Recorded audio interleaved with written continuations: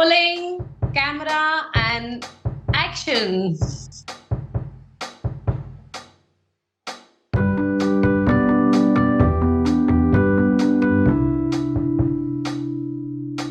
Hello guys, so welcome to another episode of New Era Bonds. And आप starting से बिल्कुल समझ गए होंगे कि ये हमारा एपिसोड है, yes, entertainment and Bollywood industry के बारे में। And more over will talk about struggles and कैसे एक बंदा उससे फैसिनेट होके, मतलब उसका ग्लैमरस साइड देख के उसके तरफ we are attracted. But yeah real life में बहुत सारे स्ट्रगल्स भी होते हैं, and gradually when we get into something उसके लर्निंग्स भी होती हैं। So this podcast is all about that.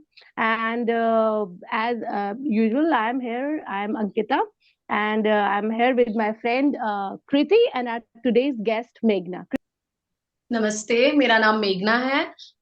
मैं अभी आज के डेट में आर्टिसन हूँ। उसके पहले मैंने 15 साल मुंबई में as an fashion stylist and costume designer काम किया है।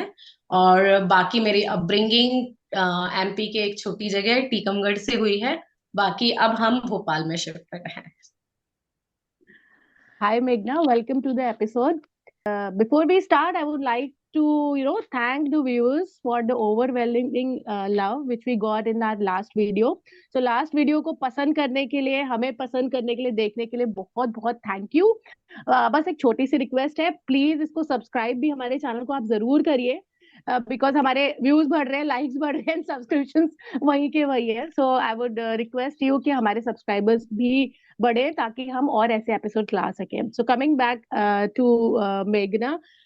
मेघना, कैसे आप, मतलब टीकमगढ़ आपने बताया, आई हैव बीन देयर। सो टीकमगढ़ से बॉम्बे, तो ये हाँ जी।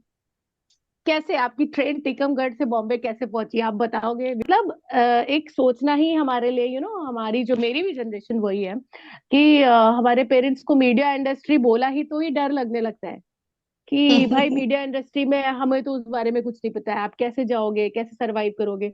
तो जर्नी तो एक स्टार्ट होना, पहुंचना अलग बात है, बट वो चीज सोचना ही दिमाग में कि मैं ये करना चाहती हूँ। तो प्लीज आप थोड़ा उस पर लाइट डालेंगे तो अच्छा रहेगा। हाँ जी, बिल्कुल।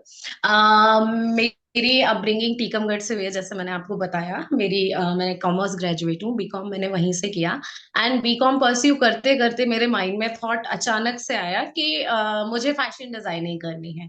बिकॉज बहुत जब मैं 5 7 8 साल की थी, तब मेरी मम्मी ने वहाँ महर्षि करके एक इंस्टीट्यूट था, उधर से मम्मी ने फैशन डिजाइनिंग की थी।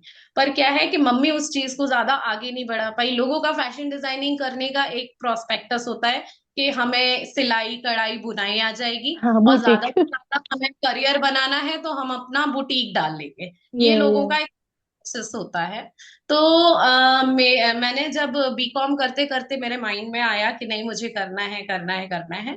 तो मैंने, है ना, ऑनलाइन, तब तब इंटरनेट होना वहां बहुत बड़ी बात होती थी। तो मैंने ऑनलाइन बहुत सारे इंस्टीट्यूट्स में अप्लाई किया, जो पुणे की पर्ल एकेडमी है। वहां से मुझे जो मैंने फॉर्म भरा तो उनकी तरफ से कॉल भी आया। बट पेरेंट्स ऐसे थे कि मैं एक वैसी एक अब मेरी अपब्रिंगिंग ऐसी हुई थी कि हमें एक बहुत कंजर्वेटिव जगह के में रह रहे थे, और जहाँ पे मेरा बाहर निकलना बहुत कम होता था।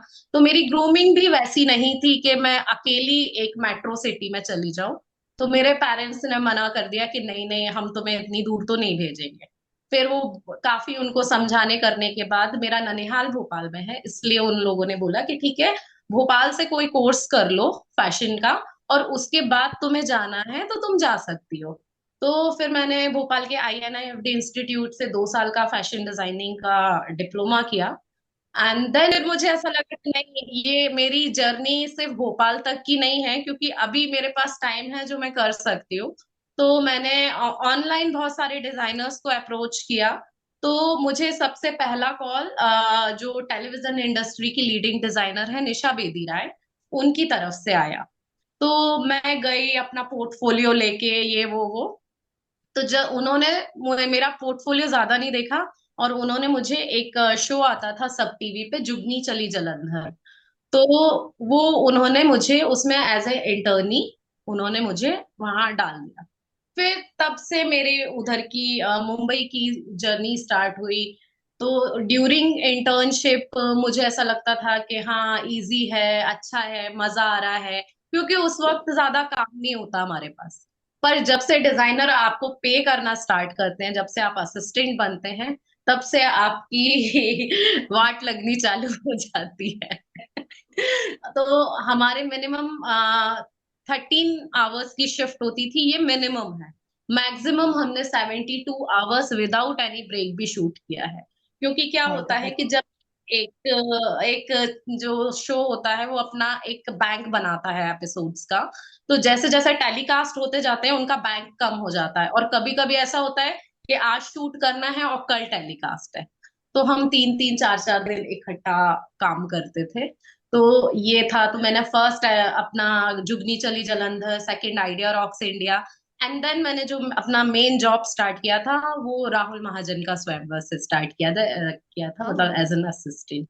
वहां से मेरा काम होना स्टार्ट हुआ। मैं 2 महीने उदयपुर रही, एंड देन फिर स्टार प्लस का बहने, बात हमारी पक्की है सोनी टीवी का, एंड देन फिर सारेगामापा रियलिटी शोज किए as an assistant. And then फिर एक ब्रेक मिला, जो जेबा साजिद करके डिजाइनर हैं, उनके साथ काम करने का।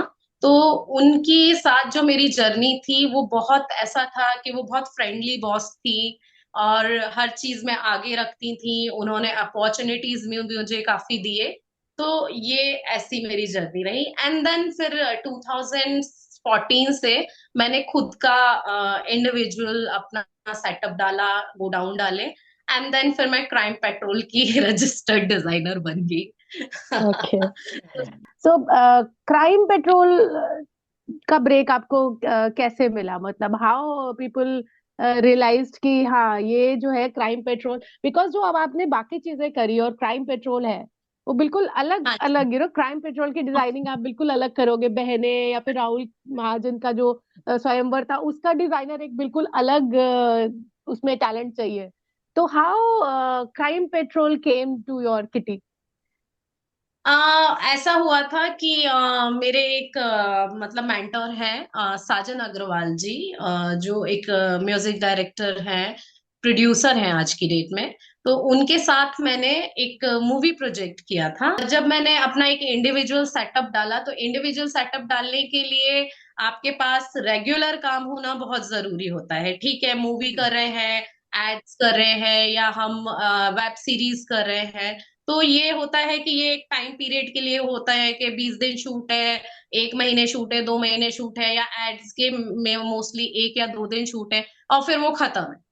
तो एक आपकी रेगुलर इनकम होना बहुत जरूरी है, क्योंकि आप अकेले नहीं होते हो, आपका स्टाफ होता है, आपके असिस्टेंट्स होते हैं, गोडाउन कीपर होते हैं, गोडाउन का आपको रेंट देना पड़ता है। तो उसके लिए एक रेगुलर इनकम होना जरूरी है। तो क्राइम पेट्रोल से ज्यादा रेगुलर तो कोई शो नहीं है आज की डेट में। Correct, correct. जो संडे को भी आता है, रिपीट पे भी आता है। तो यस, करेक्ट। मुझे भी ऐसा लगा कि हाँ ये करना चाहिए मुझे। तो मैंने है ना, मुझे भी नहीं समझ में आ रहा था कि मैं इसमें करूंगी क्या, मतलब इसमें स्टाइलिंग है ही क्या। तो हमें एग्जैक्टली। दूर से देखे लगता है कि अरे इसमें क्या स्टाइलिंग है, पर इसका भी एक प्रोसेस होता था कि हमारे पास स्टोरी आती थी, तो वो हमें ब्रीफ दिया जाता था कि ये यूपी बेस्ड है, या ये बंगाली है, ये आपकी राजस्थानी है, गुजराती है, मराठी है। एंड देन उस तरीके के हमें कॉस्ट्यूम हर कैरेक्टर के हिसाब से अलग अलग निकालने पड़ते थे, सॉर्ट करने पड़ते थे। फिर उसी के अकॉर्डिंग हमें ज्वेलरी बिल्कुल मिनिमम, मतलब ये होता है कि आपके पास एक बड़ा कैनवास होता है, तो आप उसमें बहुत सारे कलर्स, बहुत सारे कुछ भी आप डाल सकते हो। पर जब हमारे पास एक लिमिटेड एक वो होता है कि हम स्टोरी क्राइम बेस्ड है, उसमें हमें ज्यादा हाईलाइट नहीं करना है, उनको एकदम नॉर्मल रखना है, कि जिससे वो ऐसा ट्रू। लगे कि हाँ वो रियल है। तो हाँ उसमें हमें ज्यादा मेहनत करनी पड़ती थी। कभी कभी ऐसा होता था कि गरीबों की स्टोरी होती थी, जहां हमको अपने नए नए कपड़े भी टी डाई करके फाड़ने पड़ते हैं।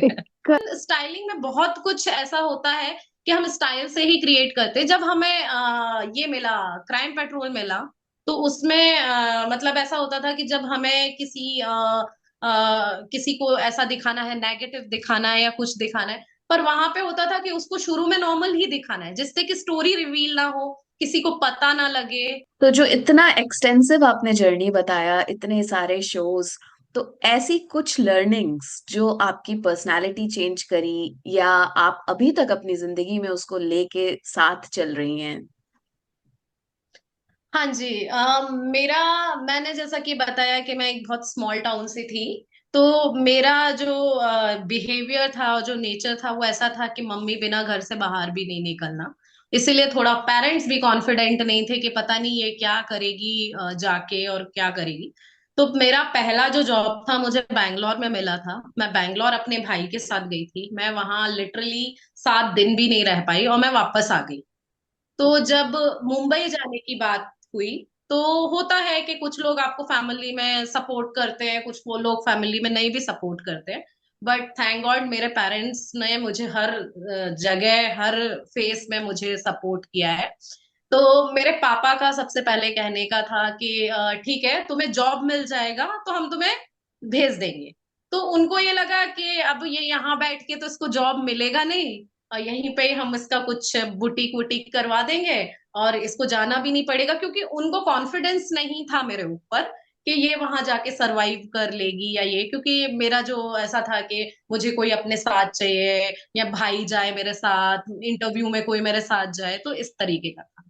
पर जब मैं मुंबई गई, क्योंकि वो जो काम था वो मेरा ड्रीम था, तो जब मैं मुंबई गई वहां पे, तो वहां वहां से जो मेरी पर्सनालिटी डेवलप होना चालू हुई कि ट्रेन में आपको अकेले ट्रैवल करना है, आपको बसेस ऑटो में अकेले ट्रैवल करना है। पहले तो ओला उबर भी नहीं होते थे, हमको हम्म। वो लाल पीली काली टैक्सी में ट्रैवल करना होता था। करना पड़ता। वहां पे भी कुछ एक्सपीरियंस ऐसे हुए कि भाई ज्यादा पैसे ले लिए। ये क्या होता है ना कि हम ये सारी चीजें क्लासेस में नहीं सीखते, ये सारी चीजें हम अपनी एक लाइफ से धीरे धीरे सीखते हैं, कि हम अपने जो प्रैक्टिकल कर रहे होते हैं ना रियलिटी के, कि उनसे सीखते हैं। फिर जब पीजी में रहे, तो अलग अलग तरीके की लड़कियां साथ में रही, जिनके साथ अलग अलग एक्सपीरियंस थे, कुछ अच्छी दोस्त भी बनी, कुछ आज तक भी कनेक्टेड हैं। कुछ लोग ऐसी थी कि जिनसे बात करने में भी डर लगता था कि मैं कुछ बोलूंगी और ये मुझे कुछ बोलना दे। एंड देन उसके हम्म। साथ हमारी ओनर का एक्सपीरियंस, ओनर हमारे साथ रहती थी। फिर अलग शिफ्ट हुए, इंडिविजुअल रहना चालू किया, तब हमें ये समझ में आया कि भाई मेड के साथ कैसे डील करना है, खुद काम कैसे करना है। कभी कभी घर के सारे काम, झाड़ू पोछा बर्तन ये भी सब करने होते थे। तो एक ये जो होता है कि हम ये चीज, सारी चीजें घर पे नहीं सीखते पर घर के बाहर जरूर सीखते हैं, तो वो हमारी हाँ। पर्सनालिटी में ये जाता है। और जो आज मैं, मेरे अंदर कॉन्फिडेंस है, मैं लोगों से बात कर लेती हूँ, मैं सबको कन्विंस कर लेती हूँ, ये एक मतलब कहा जाए डायरेक्टली इनडायरेक्टली मुंबई की ही देन है, कि वहां जो लोगों के साथ रही, जो लोगों के साथ सीखने को मिला, तो उससे काफी हम्म। जो है कि आज मैं जैसी हूँ वहां की वजह से हूँ। हम्म। नहीं, बहुत अच्छी लर्निंग है, और हम लोग ये व्यूअर्स को फिर से बताना चाहेंगे कि स्ट्रगल्स और एक्सपीरियंसेस आपको जो निखार देता है, जो डायमंड आप जो हो अंदर से उसको जो तराशता है, वो बहुत ही इम्पोर्टेंट है। So we were talking about learnings like मेघना एज अ पर्सनालिटी, आपने क्या चीजें सीखी अपने जर्नी से।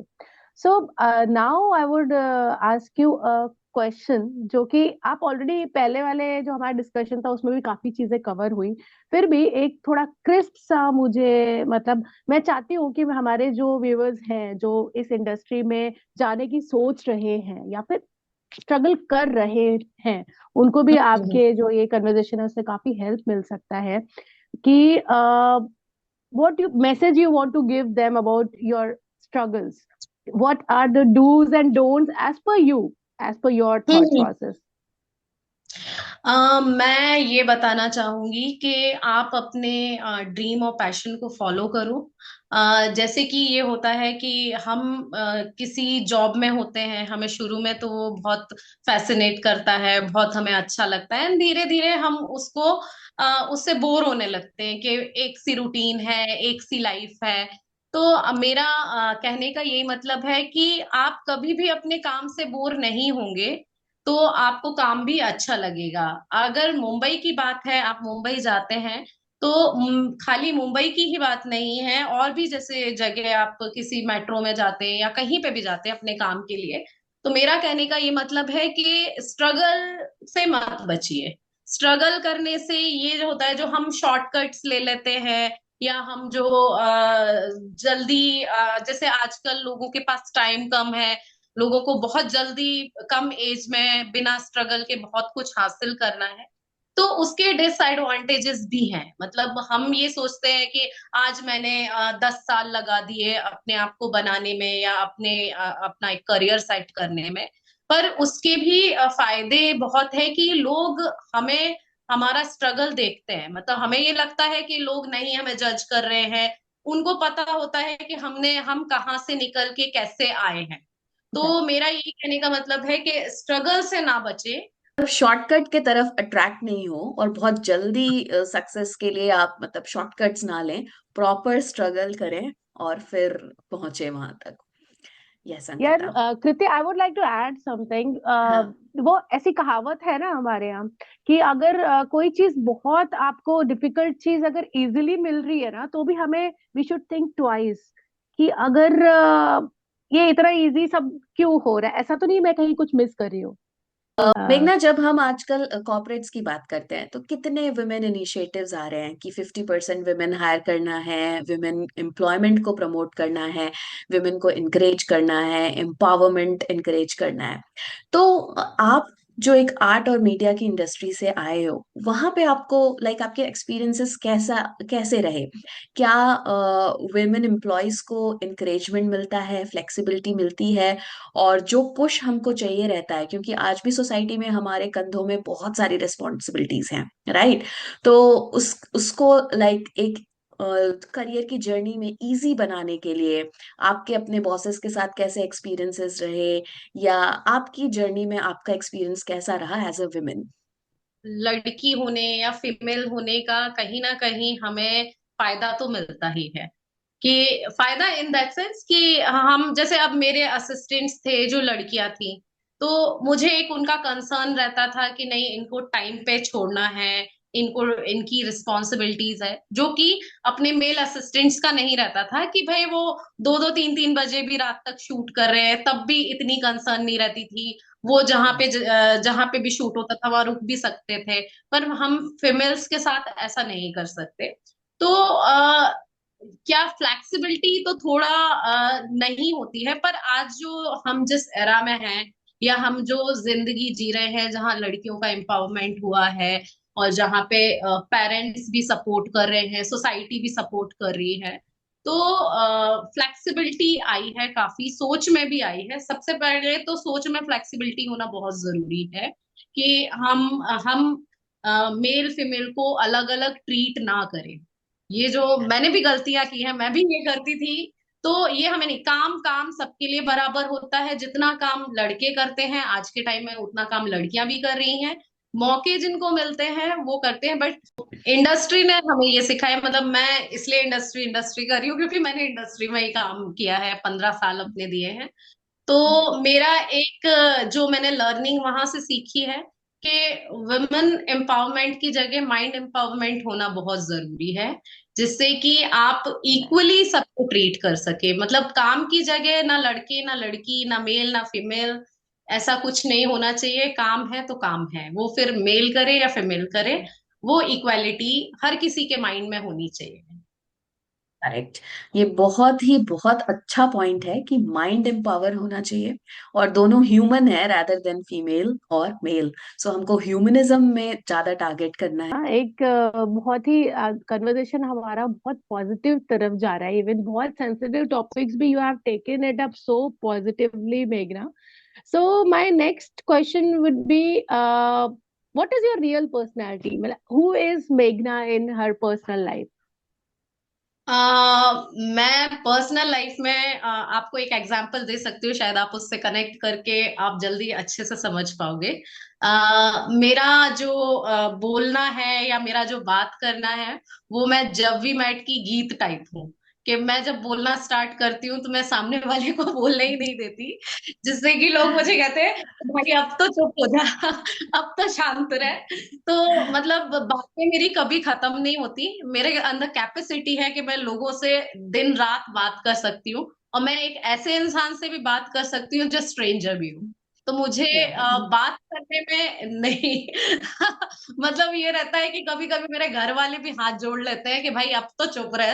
अब तो मतलब मेरे पास सजेशंस बहुत हैं, मेरे पास लोगों को एडवाइस करने के लिए, बिकॉज आई एम एक्वेरियन, मेरे पास लोगों को ज्ञान देना बहुत है। जो डेली रूटीन होता है, तो आजकल मैं थोड़ी स्पिरिचुअल हो गई हूँ, मैं हनुमान जी की भक्त हो चुकी हूँ।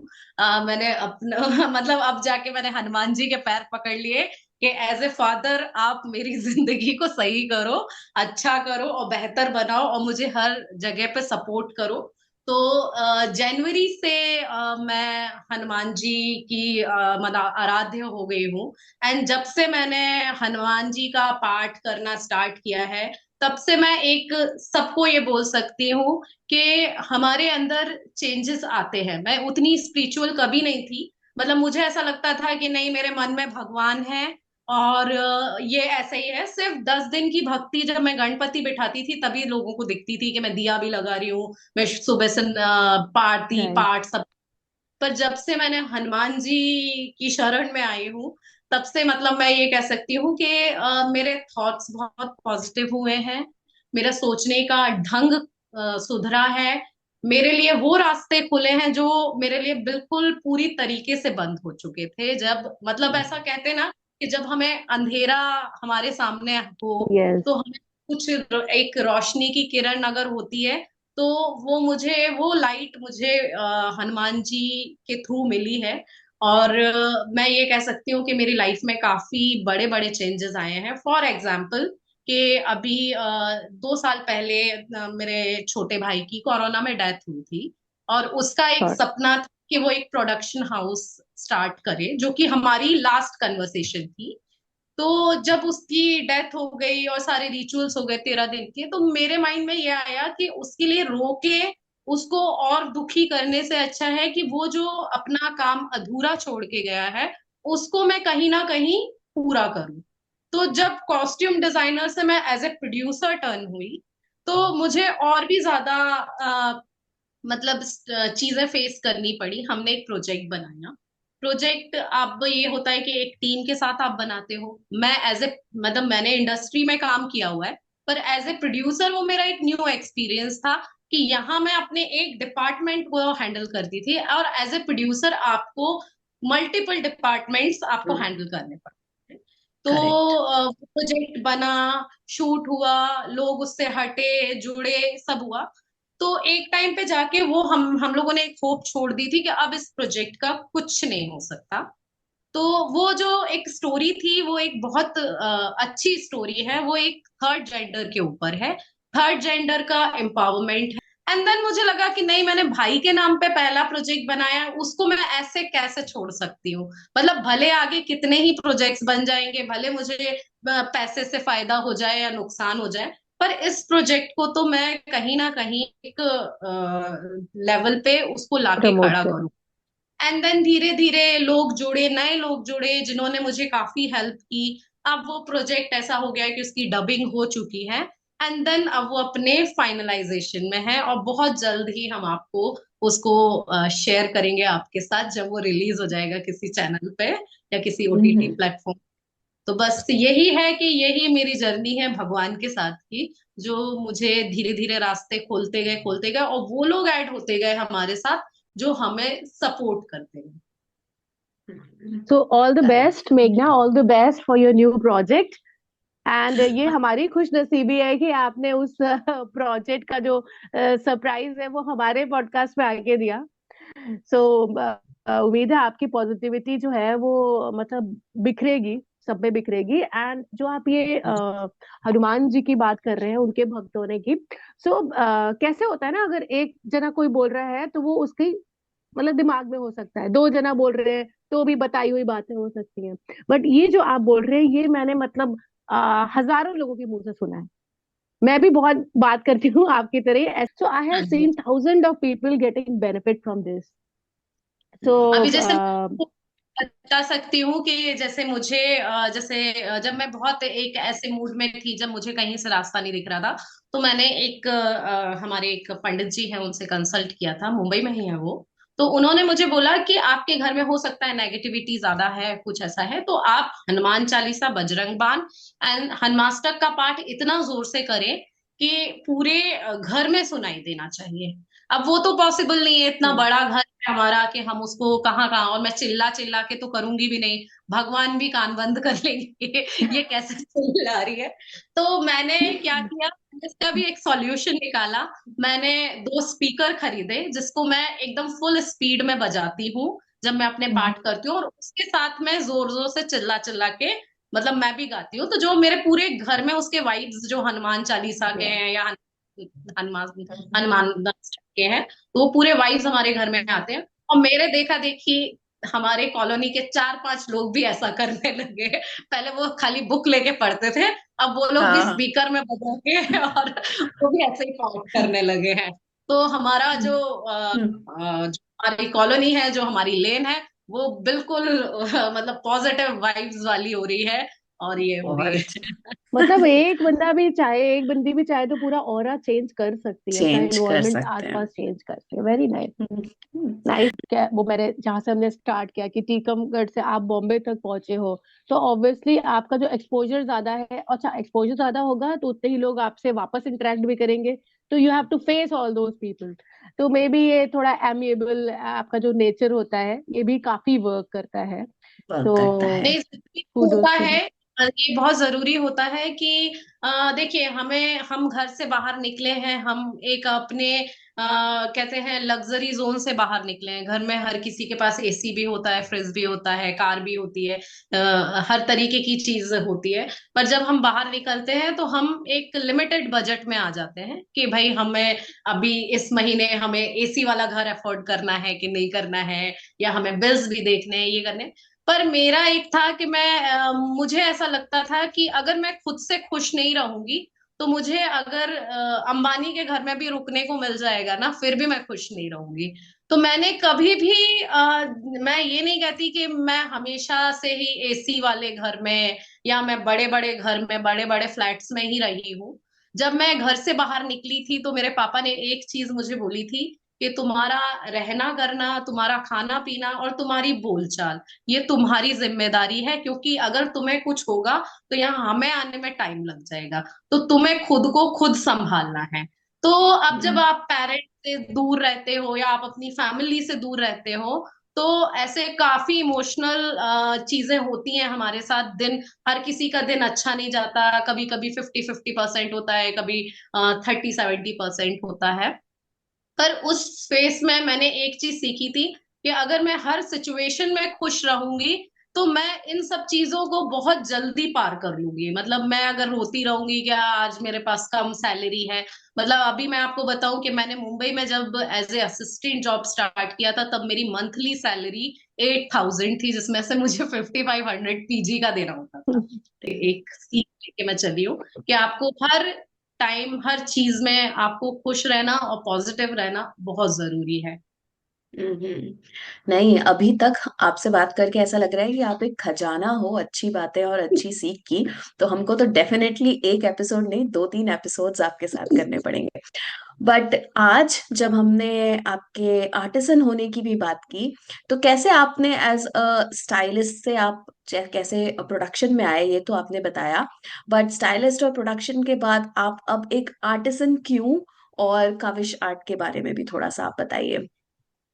हाँ जी, जब कोरोना हुआ था और लॉकडाउन लगा था 2020 में, तो हम लोग सबको अपना अ, काम छोड़ के घर आना पड़ा, क्योंकि लॉकडाउन का कुछ टाइम डिसाइड नहीं था कि कितने महीने चलना है। एंड जब आपको मालूम है कि कोई इंसान वर्किंग होता है तो उसके लिए खाली बैठना बहुत मुश्किल हो जाता है। तो उस टाइम हमारे पास सिर्फ खाना बनाने के अलावा कुछ नहीं था। हमने बहुत सारी चीजें नई नई बनाई करी, पर वो खाना भी कौन कितना खाएगा। तो मतलब ये भी है कि खाना बनाना अलग बात है, पर खाना खाने वाले लोग भी आपके पास होने चाहिए। तो हाँ, उस टाइम मुझे ऐसा लगा कि कुछ नया, कुछ एक्सप्लोर करना चाहिए। मैं आपको मतलब मैं सच बोलूं, मैंने बहुत छोटेपन में मतलब 7 या 8 साल की होंगी तब मैंने स्केचिंग सीखी थी। उसके अलावा मैंने कुछ भी नहीं सीखा। जो भी थोड़ा बहुत मुझे मिला वो फैशन डिजाइनिंग में आर्ट वर्क, जो भी हम लोगों को ये कपड़ों के ऊपर सिखाया था कि आपको मधुबनी के बेसिक्स, आपको अलग अलग पेंटिंग्स, फोक आर्ट के बेसिक्स। तो तब कुछ हमारे पास था नहीं, तो हम शीट ले लेके पुराने रजिस्टर के पेजेस ले लेके सिर्फ टाइम पास करने के लिए कुछ ना कुछ बनाते रहते थे। तो उससे क्या हुआ कि जब कलर के साथ खेलना चालू किया तो अच्छा लगने लगा। और वो टाइम कैसे पास हो जाता था मुझे नहीं समझ में आता था कि मैं मतलब एक मंडला आर्ट कर रही हूँ। तो मैंने एक पॉइंट से स्टार्ट किया है और वो एलोबरेट होके इतना बड़ा डिजाइन बन गया, और साथ में मेरे 4-5 घंटे भी चले गए। तो वो वो चीज मैंने बहुत पॉजिटिवली सीखी कि मुझे उस टाइम एक चीज और समझ में आई कि आर्ट वर्क में एक ऐसा मतलब एक कह सकते हैं कि वो आपको इतना एंगेजिंग है कि आपको पता भी नहीं चलेगा कि आपके कब आपका दिन निकल गया और कब आपका रात निकल गया। तो वो चीज मेरी हॉबी थी जिसको अब मैंने प्रोफेशन बना लिया है। अब वो मेरा प्रोफेशन बन चुका है। तो ये आर्ट की जर्नी यहाँ से मेरी स्टार्ट हुई है। ओके। भोपाल, मुंबई से भोपाल जब शिफ्ट हुई, अब तो मैं परमानेंट यहाँ शिफ्ट हो गई हूँ क्योंकि मैं शूटिंग का काम भी यहीं से ऑपरेट कर रही हूँ, भोपाल से। ओके। तो यहाँ पे मुंबई जैसा रेगुलर काम नहीं है। जैसे 1-2 महीने है फिर नहीं है। तो उन गैप्स को फिल करने के लिए मैंने एक सेकेंडरी काम सोचा था कि मैं अपने आर्ट वर्क को अपना मतलब सारथी बनाती हूँ कि जिसके साथ मैं चल पाऊँ। तो अब उस आर्ट वर्क को एक नाम देना बहुत जरूरी है कि क्या नाम दिया जाए। तो बहुत सारा चीज मैंने ढूंढी, नाम ढूंढे, कुछ अपने नाम को इधर उधर करके कुछ नाम क्रिएट करने की कोशिश की, पर वो कुछ मजा नहीं आ रहा था। फिर मैंने एक चीज सोचा कि मेरा जो फेथ है वो गणेश भगवान पे बहुत ज्यादा है। तो बहुत कम लोगों को ये पता है कि गणपति जी का पोइटिकल नेम है। तो मैंने ओके। उनके नाम पे इसको रखा कि जब हम कहते हैं कि किसी भी चीज का श्री गणेश होना चाहिए, स्टार्टिंग गणेश जी से होनी चाहिए। तो मैंने अपने काविश आर्ट मतलब काविश आर्ट की स्टार्टिंग गणपति जी के नाम से की कि भाई अच्छा होगा बुरा होगा मुझे नहीं मालूम, मेरे आर्ट को अप्रिशिएट किया जाएगा नहीं किया जाएगा, पर हनुमान जी जैसे आज मेरे सारथी हैं, उसी तरीके से भगवान गणपति जी भी मेरे साथ हमेशा बचपन से हैं। तो इसीलिए उन्हीं के नाम पे मैंने काव्य आर्ट स्टार्ट किया। तो पहले मेरा काम बहुत बेसिक से था कि हाँ बस ये है, बट लोगों के लिए वो नया था तो लोग बहुत उसको पसंद कर रहे थे क्योंकि यहाँ के लिए लिपन आर्ट और मंडला आर्ट बहुत कम लोग करते थे यहाँ पे जब मैंने स्टार्ट किया था। तो मेरे फर्स्ट फर्स्ट ईयर मुझे बहुत अच्छा रिस्पॉन्स मिला कि लोग आके खरीदते थे। कुछ ऐसे भी मेरे से क्लाइंट्स थे जिन्होंने साल भर मुझसे कुछ ना कुछ लिया है। तो उस हिसाब से मेरी जर्नी इसमें बहुत अच्छी रही। एंड देन इसमें पिछले मतलब इस साल के जनवरी से एक एक अलग जर्नी मेरी स्टार्ट हुई एज अ ट्रेनर और एज ए टीचर। तो मेरे पास जो भी मतलब बच्चे आए तो मुझे ऐसा लग रहा था, सब मुझे स्टॉल्स में भी कहते थे कि आपका आर्ट वर्क इतना अच्छा है, आप क्लासेस क्यों नहीं लेते हैं, ये है वो है। बट मैं क्लासेस को लेके श्योर नहीं थी क्योंकि मैंने कभी बच्चों को ड्राइंग और ड्राइंग नहीं सिखाया। डांस मैंने कथक सिखाया हुआ है बच्चों को, पर मैंने कभी भी ड्राइंग नहीं सिखाई। तो मुझे नहीं मालूम था कि मैं बच्चों को कैसे सिखाऊंगी क्योंकि आजकल पेरेंट्स इतने वो हो गए हैं कि उनको चाहिए कि बच्चा हमारा आर्ट में भी अच्छा हो, हमारा पढ़ाई में भी अच्छा हो, वो वैसे भी अच्छा हो। और बुरा तो भी ना हम लगे बच्चे को, नाराज भी ना हो जाए कुछ बोलने से।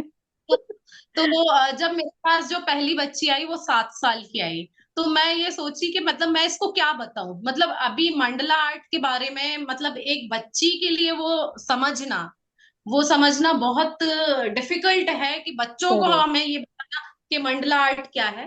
पर उसके साथ एक आई, एक से उसकी 2 फ्रेंड्स और आई, ऐसे करके समर वेकेशन में कम से कम 20-25 बच्चे मेरे पास सिर्फ 3 साल से लेके मैक्सिमम 10 साल तक की एज मतलब ग्रुप के उनको बच्चे। इंटरेस्ट आया, इंटरेस्ट आया। डेवलप होने हाँ, वाली हम्म। बात है। साथ जो बच्चों के जो पेरेंट्स हैं उन्होंने भी काफी सीखा। मतलब जैसे कभी कभी मैं संडे को पार्क में क्लासेस लेती थी, या मैं कहीं कॉलोनी के कहीं कंपाउंड में क्लासेस लेती थी। तो सारे पेरेंट्स भी आते थे मुझे हेल्प करने के लिए कि कोई बच्चा कहीं भागे नहीं, कोई बच्चों को पकड़ ले। है क्योंकि मतलब उन लोगों के साथ ऐसा होता है कि एक को प्यास लगेगी तो सबको प्यास लगेगी, एक को they एक get को लू जाना distracted. है तो सबको साथ साथ लू जाना है। तो हाँ। मतलब हमको ऐसा लग रहा था कि हम बच्चों को सिखाने के साथ साथ बेबी सिटिंग भी कर रहे हैं। तो वो एक नया एक्सपीरियंस था, क्योंकि छोटे बच्चों में नहीं। बट एक चीज मैंने सीखी कि छोटे बच्चे बहुत डेडिकेटेड होते हैं। अब शुरुआत मैंने उनसे डॉट डॉट डॉट डॉट करके मैं फिगर्स बना के देती थी, और वो लोग उस डॉट को भी ऐसे सीक्वेंस से अरेंज करते थे कि मतलब आप देख लो कि अगर अगर ये सारी चीजें हमको हमारे बचपन में मिली होती तो आज हम कहाँ के कहाँ होते। But Right. सीरियस, बच्चों के साथ मेरा एक्सपीरियंस बहुत अच्छा है, और जो कि अभी तक चल रहा है। अब तो सिर्फ 5 साल के बच्चे आ रहे हैं मेरे पास, जो 5 बजे से लेके 8 बजे तक इतनी Amazing. धमकी मचाते हैं कि हम लोग बहुत मतलब हम लोगों का टाइम कैसे निकल जाता है, 3 घंटे 5 से 8, वो हमको भी नहीं पता चलता। उनको उस बीच यहाँ पे स्नैक्स भी खाने हैं, उनको भूख भी लगनी है, उनको टॉफी भी चाहिए है। मैं टीचर से दीदी हो गई हूँ, मेरे मम्मी पापा दादू दादी हो गए हैं। वो एक उनको एक फैमिलियर माहौल मिलता है। Thank you again, Meghna and Kriti, for your precious time. And first of all, thank you for the viewers. अभी तक हमारे साथ बने रहने के लिए बहुत बहुत शुक्रिया।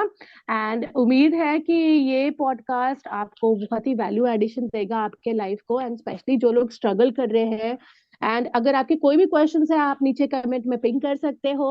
एंड अगर आपके पास कुछ ऐसे टॉपिक्स है जो you want us to pick up, please text us in the comment, and please requesting again, do like and subscribe our channel. Thank you so much. Thank you, Kriti. Thank you, Meghna. Thank you.